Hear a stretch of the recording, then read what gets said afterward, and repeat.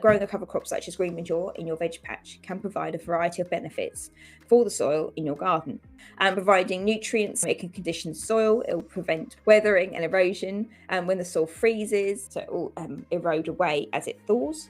As the crops die back in the spring, you can dig them into the ground, so that will then break down and then provide a really good level of organic matter to die back into the soil. So as you go into spring, it's got a really good base there.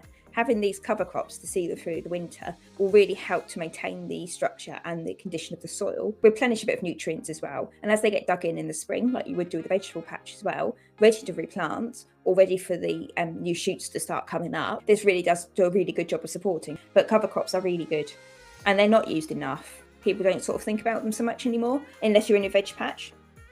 So that's why I wanted to mention that today.